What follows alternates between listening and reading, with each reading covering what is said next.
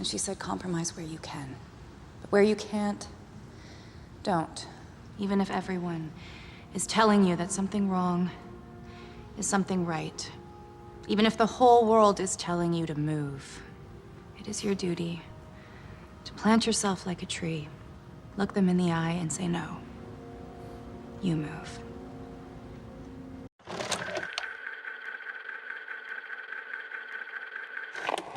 If you happen to be following big Hollywood blockbuster franchises a couple years ago, you might remember a sudden avalanche of so-called versus movies, where good guys fight against each other. Fast and Furious, Transformers, Marvel, DC. No matter if the films were about humans or cars or humanoid robots turning into cars, every last one of them was doing it. Sometimes with okay results, other times with not so okay results. The clear winner, however, was Marvel with Captain America: Civil War, which at least to me is not only one of the strongest MCU entries to date, but also one of the very greatest versus movies of all time. And so, in honor of that other new Marvel Captain film nearly hitting theaters, I wanted to try and figure out why that is. And the most effective way to understand what makes Civil War so great is to contrast it against another similar superhero versus movie that isn't so great. Another superhero versus movie which, sadly for all DC fanboys and girls like me, happens to be Batman v Superman. I've examined BVS on this channel before, its positive side as well as its negative side, so you could perhaps accuse me of beating a dead horse. And maybe in some sense I am, but as a counter argument I would say that here it's necessary, because like it or not, these two films are very much like mirror images of one another. And if we want to understand why Civil War worked from beginning to end while BVS didn't, we're gonna have to find the difference between them. And at least to my eyes, that core difference is fairly straightforward. One movie is personal, the other is impersonal. So let's take these two very similar superhero versus movies and focus on their versus elements in order to see how they do things differently. Let's see how the choice of being personal instead of impersonal made Captain America v Iron Man the versus movie that Batman v Superman wasn't ever able to become. Let's see how exactly you can and cannot make a versus movie that works.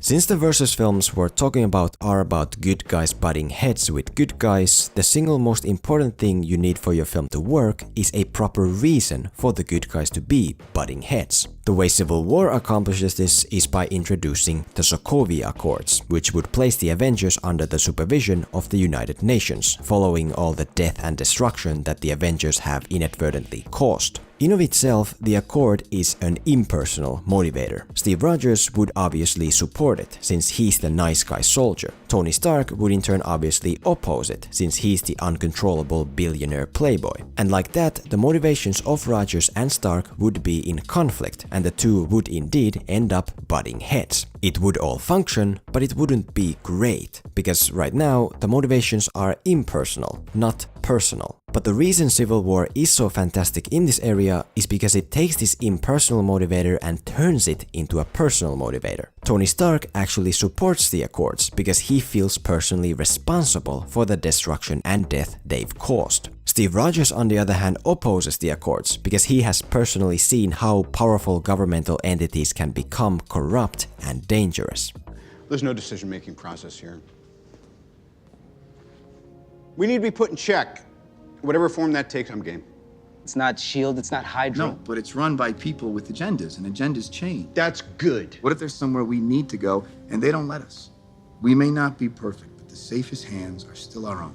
There are also the factors of Bucky Barnes and Stark's family, but we'll get to those next. Even without them, as of right now, we have clear proper motivations that make the film work. And most importantly, those motivations are personal and thus more powerful. With Batman v Superman, this factor of motivations is one of the bigger weaknesses. There are motivations, but only impersonal motivations. Batman wants to take Superman down because Superman could maybe possibly turn on humankind. Superman wants to take Batman down because Batman does bad things to bad people, or later because Lex Luthor tells him to. Not only are those motivations not personal, they also have nothing to do with each other. There is no one clear philosophical question that Batman and Superman disagree on. There is no Sokovia Accords. To be fair to BVS, there is some personal motivation with Lex Luthor, who wants to destroy Superman because Superman reminds him of his childhood when he was beaten by his dad. But again, it's not directly personal as with Civil War's Zemo, who wants to destroy the Avengers because the Avengers killed his family. Both function, but one is more powerful. In fact, I would say that most side characters in Civil War have more powerful, directly personal motivations than any character in Batman v Superman.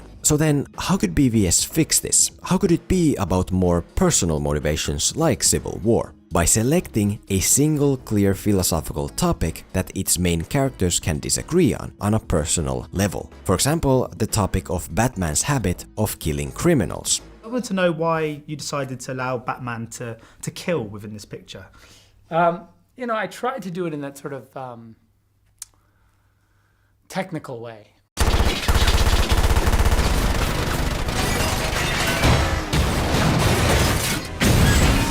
I perceive it as not him killing directly, but sort of. How about instead of making not so great excuses for Batman killing criminals, you actually double down on Batman killing criminals and make that the Sokovia Accords of BVS, like this. Batman supports killing criminals because he has personally seen what can happen if he doesn't. Superman, on the other hand, opposes killing criminals because he is personally guilty of doing so and now perhaps strongly regrets it. He can't take back what he did, but he can make sure that it doesn't happen again. For example, maybe toward the beginning of BVS, we have a scene where Batman is about to brutally execute some low-life criminal and then Superman shows up to stop him. And of course, since Batman obviously doesn't like this hypocritical alien acting like the new supreme leader of humankind, they begin butting heads. Not only are they now butting heads over one clear philosophical issue, they are also doing it because of reasons that are purely, directly personal.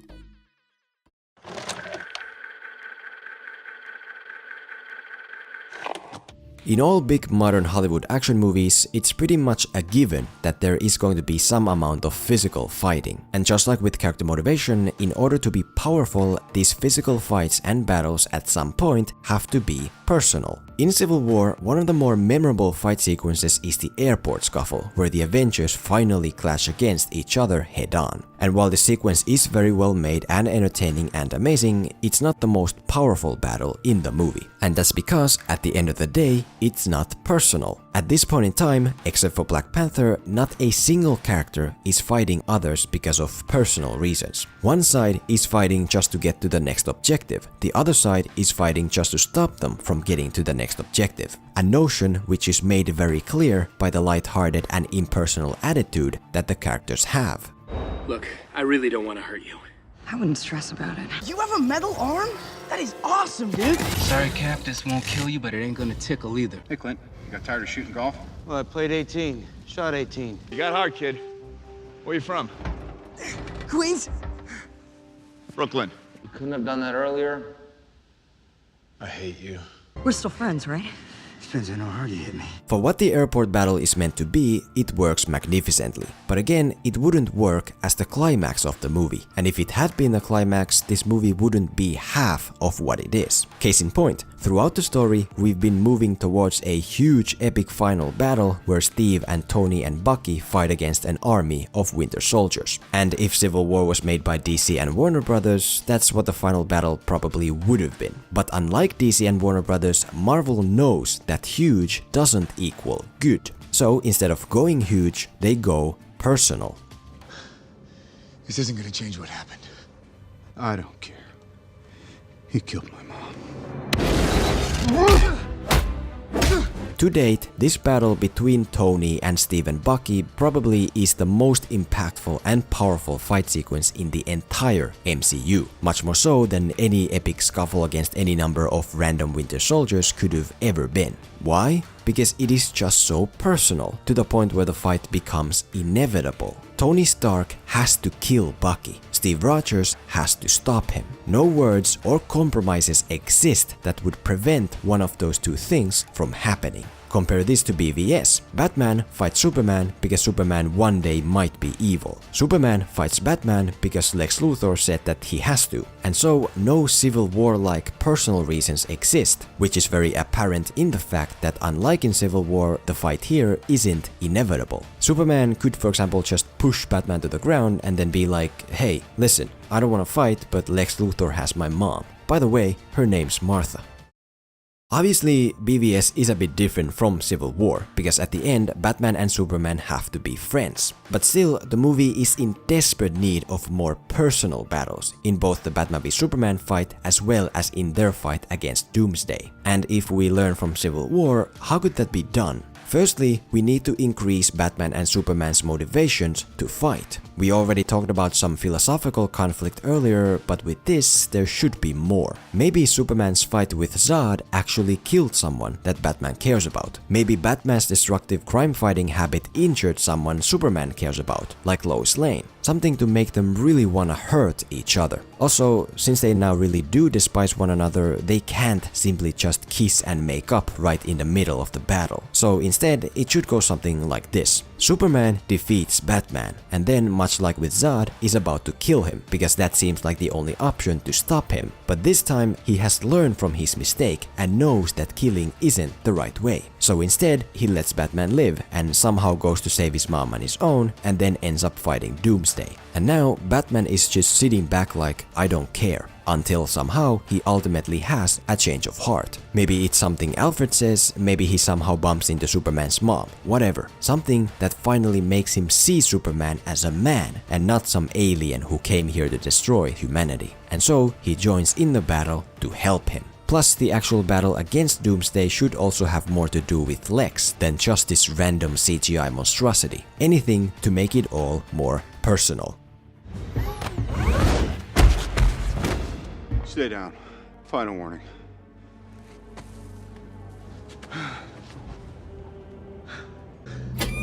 Martha!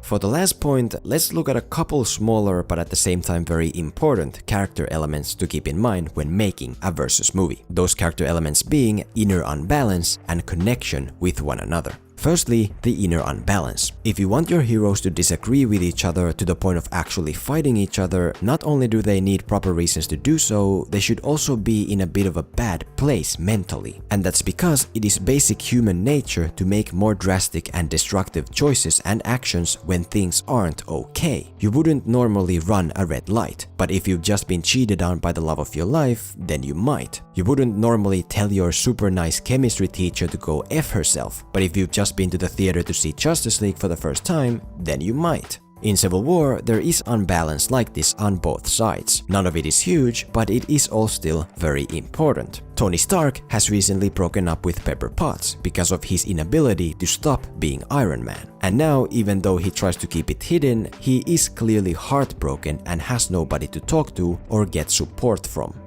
And then, I never stopped. Because the truth is, I don't want to stop. I don't want to lose her. I thought maybe the Accords could split the difference. Steve Rogers, on the other hand, hears about the death of Peggy Carter, and because of this, Bucky is now the only person he has left from the time that he comes from. And she said compromise where you can.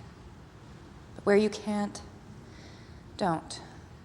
Again, neither of these things are huge, but they are very important in influencing the choices that the characters make. Secondly, the element of character connection, which is pretty self-explanatory. If your movie is about two good guys becoming enemies, those two good guys should share a connected personal relationship in a way that their conflict can develop and escalate. Civil War, for example, does this very well. Throughout the movie, Tony and Steve are constantly sharing scenes relating to their disagreement. First, the disagreement is verbally indirect, then verbally direct, and then finally grows to the point of being physical. First indirectly physical, then directly physical, something which would be impossible without a relationship. Obvious, but important. In Batman v Superman, neither of these character elements are properly featured. With Inner Unbalance, there are some starting points, but it's never enough. Bruce Wayne did lose Robin at the hands of the Joker, but that seems to have happened a long time ago, to the point where it isn't fresh in his mind anymore and doesn't really strongly influence him. Superman is bothered by all the political controversy surrounding him, but that all of a sudden just gets tossed aside, so never mind. Same story with the connected personal relationship between Batman and Superman.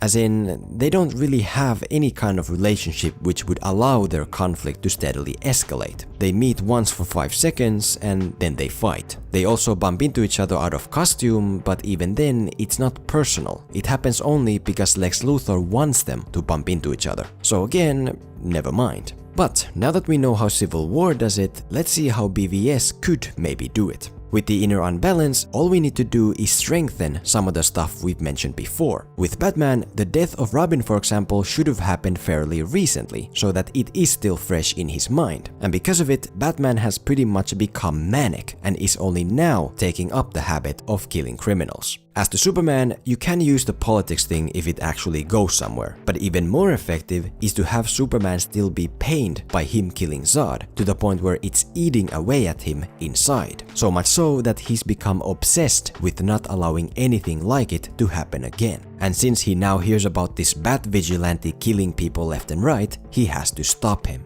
With the connection thing, you need to find a way to give Bruce Wayne and Clark Kent a personal relationship. Maybe it has something to do with Lois Lane, like in the animated movie, maybe it has something to do with something else. Doesn't really matter, as long as Bruce Wayne and Clark Kent share personal scenes where their conflict can develop and grow. They don't have to know each other's secret, it's enough that the audience knows. And now, when the conflict between Bruce Wayne and Clark Kent grows, in the audience's eyes, so does the conflict between Batman and Superman.